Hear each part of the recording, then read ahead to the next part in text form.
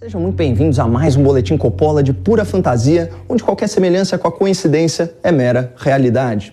Hoje eu quero narrar para vocês um conto da floresta, uma fábula sobre a ascensão dos porcos ao poder. Há algum tempo, em um lugar não tão distante, havia uma floresta abençoada e exuberante. Sua fauna era diversa, sua flora incomparável. O seu solo era tão fértil que, em se plantando, tudo dava. Enfim, era uma terra agarrida e gigante pela própria natureza. Ainda assim, a despeito de toda essa riqueza, alguns animais sofriam. Isso porque as melhores árvores estavam todas tomadas pela elite dos pássaros. Empoleradas nos galhos mais altos, essas aves viviam protegidas dos perigos da terra e tinham acesso aos frutos mais saborosos, privilégios que elas raramente compartilhavam com os animais do chão. Naquela época, reinavam os tucanos. Snobs, eles viviam reunidos nas ruínas de uma construção e nunca desciam de cima do muro. Essa atitude presunçosa de não se misturar com o resto dos bichos gerava certa animosidade entre os animais, mas os tucanos ofereciam uma grande vantagem aos seus súditos. Por voarem mais alto e por enxergarem mais longe, eles podiam alertar toda a floresta quando houvesse perigo. A ameaça mais comum eram as hordas de suínos brutos e mal cheirosos que saqueavam tudo por onde passavam, deixando um rastro de destruição.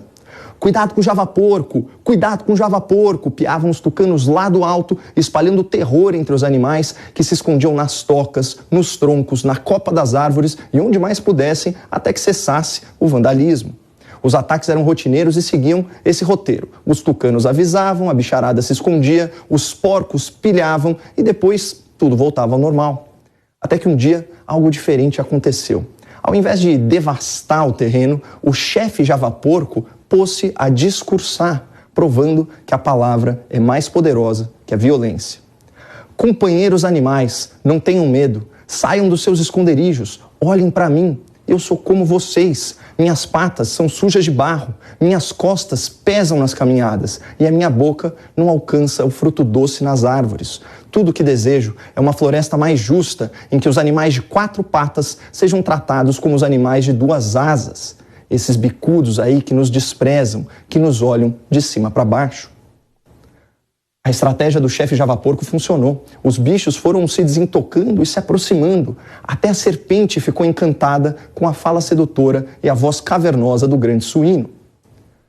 Nas semanas seguintes, mais e mais bichos compareceram para ouvir as palavras indignadas do aguerrido quadrúpede. De cima do muro, os tucanos observavam impotentes o crescente descontentamento da fauna com seu reinado. Mas era pior que isso. O javaporco havia disseminado a discórdia e o ressentimento entre os animais. Não demorou muito para que os castores parassem de trabalhar, prejudicando o funcionamento das barragens nos riachos. Famílias inteiras de cutias foram desalojadas pela inundação.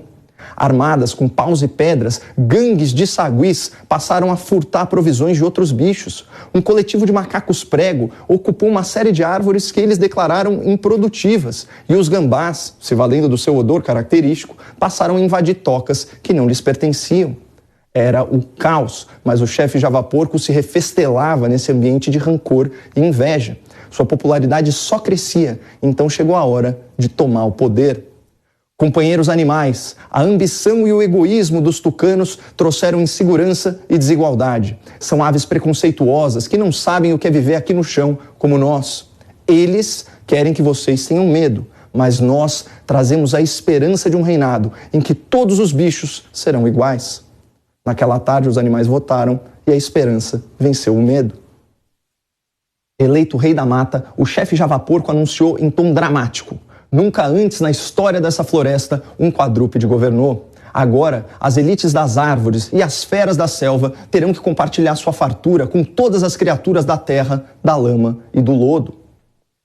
Apesar do discurso inflamado, o chefe javaporco montou seu conselho animal repleto de aves e predadores, com destaque para as raposas vermelhas e os lobos. Na sua corte, os conflitos eram julgados por um tribunal de corvos e os decretos eram divulgados pelas gralhas e pelos papagaios. Já os tributos e os estoques, para surpresa de muitos, permaneceram sob responsabilidade de um representante dos tucanos. Muito preocupado com a educação dos filhotes, o javaporco escalou corujas da sua confiança para ensiná-los. Nas artes, financiou apresentações públicas das mais belas araras. O chefe suíno também fez questão de mudar a sede do governo e a residência oficial para um amplo celeiro de madeira antes abandonado. Centenas de animais, comandados pelo novo Sindicato dos Castores, participaram das reformas do suntuoso complexo que ficou conhecido como a Granja do Porco.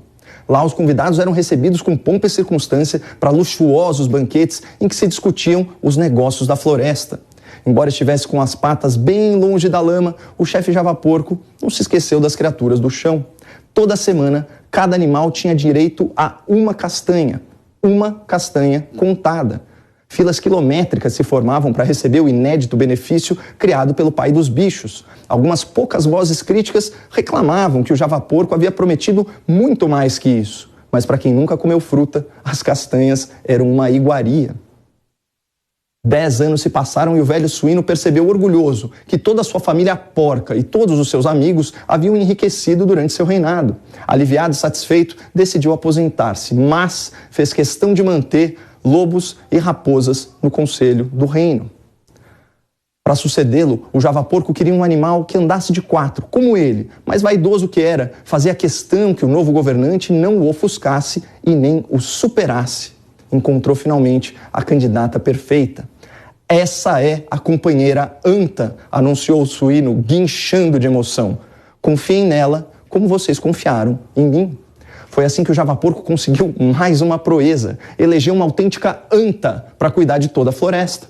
Infelizmente, a vaidade do velho suíno cobrou seu preço. Em alguns meses, a anta já meteu as patas pelos cascos, toda atrapalhada nas suas ações e toda confusa nas suas ideias. Seus discursos incompreensíveis viraram motivo de chacota entre os bichos e sua incompetência trouxe mais fome e carestia para a floresta. Diante desse cenário, uma força-tarefa de patos e gansos foi designada para investigar os porcos, raposas e lobos. Presidindo esse inquérito estava um marreco muito austero e sisudo que revelou à floresta o maior esquema de corrupção da história do reino animal. Os bichos passavam necessidade porque as provisões de inverno haviam sido saqueadas por membros do conselho. Enquanto os animais do chão recebiam apenas uma castanha por semana, a elite do reinado se fartava diariamente com frutos saborosos e raízes suculentas colhidas ilegalmente nas reservas intocadas da selva. Além disso, todo mês, lideranças do conselho ganhavam ração reforçada, o que garantiu seu apoio a todas as medidas propostas pelos suínos e sua anta fantoche. Apesar dos esforços para desmentir o marreco, a verdade sobre o escândalo se espalhou pela selva e, diante da comprovação dos crimes, a Assembleia dos Animais, por aclamação, decidiu afastar a anta e enjaular o Javaporco. Provisoriamente, um velho morcego assumiu o reinado. Afinal de contas, ele era o único mamífero que voava, ou seja, ele reunia em si características tanto dos tucanos quanto dos porcos. Ocorre que a crise, que já era seríssima, foi agravada por uma longa seca, uma praga mortal e um grande incêndio. Eram as maiores tragédias que a floresta já havia enfrentado e os animais em sofrimento clamavam por uma solução milagrosa ou, quem sabe, um salvador da selva. Confinado confortavelmente em uma cocheira lá nos fundos do estábulo, o Javaporco, o antigo pai dos bichos, enxergou uma oportunidade e voltou a conspirar com velhos aliados. Aos papagaios, pediu que divulgassem seus discursos culpando o novo reinado pelos infortúnios. Às corujas, pediu que ensinassem aos filhotes como seu governo havia sido justo e próspero. Aos corvos, pediu que fosse absolvido. Afinal, fora o Javaporco que indicara os pássaros de penas pretas como juízes supremos da floresta. Com sua habitual astúcia, o corvo decano respondeu ao pedido do suíno. Não podemos absolvê-lo. Há provas contundentes contra a vossa porquice. Contudo, é possível fazer algo de efeito similar. O Tribunal dos Corvos reuniu as gralhas, as maritacas, as arapongas e todas as aves de piado insuportável por um anúncio importantíssimo. Estamos aqui reunidos para reparar uma grave injustiça cometida contra um formidável suíno que tanto contribuiu para a nossa floresta. O corvo seguiu com a leitura do seu parecer. A prisão de autoridade animal não pode se dar por aclamação. Ela requer um julgamento formal, conforme decisão de ontem, desta Suprema Corte dos Corvos. Assim, declaramos nula a condenação contra o Javaporco, pedimos desculpas pelo seu encarceramento e decretamos sua imediata soltura. Uma das gralhas menos estúpidas quebrou o silêncio sepulcral e questionou o eminente pássaro. Vossa corvice, não seria então o caso de realizar um novo julgamento, já que há tantas evidências contra o réu? O corvo magistrado já tinha sua resposta na ponta do bico. Não haverá novo julgamento, pois o acusado tem idade avançada. Nosso velho javaporco já sofreu demais com esse processo e a floresta perdeu seu direito de puni-lo por algo que aconteceu há tanto tempo. As aves quase se depenaram ao baterem em revoada para espalhar aos berros a notícia. Ao saber da novidade, micos, macacos e guaxinins fizeram o L com a palma das mãos e gritavam na copa das árvores: porco livre, porco livre. Até alguns tucanos mais desavergonhados desceram de cima do muro para rolar na lama junto com os suínos e fizeram isso, mesmo sabendo que o barro misturado com esterco estragaria suas penas para sempre e eles nunca mais conseguiriam voar. Aproveitando esse momento de histeria coletiva, o chefe javaporco convocou uma grande reunião dos bichos para comunicar suas intenções de, mais uma vez, tomar o poder. Mas tão logo ele iniciou o discurso, alegando a própria inocência, uma garça enfurecida irrompeu na clareira a passos largos, assustando a todos. Que a garça era um animal diferente. Ela voava, como a elite dos pássaros, e também caminhava no lodo, como os animais do chão. Mas o que realmente impressionava os bichos era outra coisa. Apesar de passar o dia todo andando na sujeira do pântano, suas penas ainda eram brancas e limpas. Após uma pausa dramática, a garça, de asas abertas, gritou a plenos pulmões: seu porco larápio! Você nunca foi rei, você não passa de um chefe de bando. Você é um corrompido que se aliou à alcateia que aterroriza os animais de bem.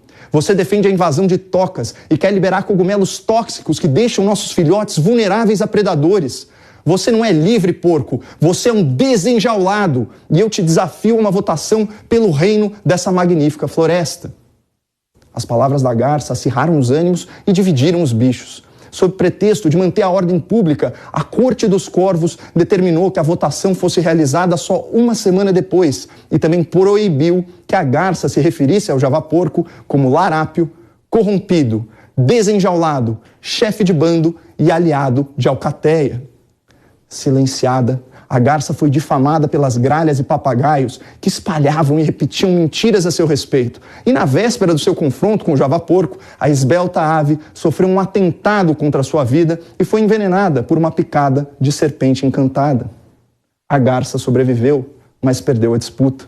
Na contagem, realizada cuidadosamente pelo Tribunal dos Corvos, o javaporco venceu por um único voto. Moral da história: animais de bem e defensores da floresta jamais devem subestimar a força das criaturas da lama.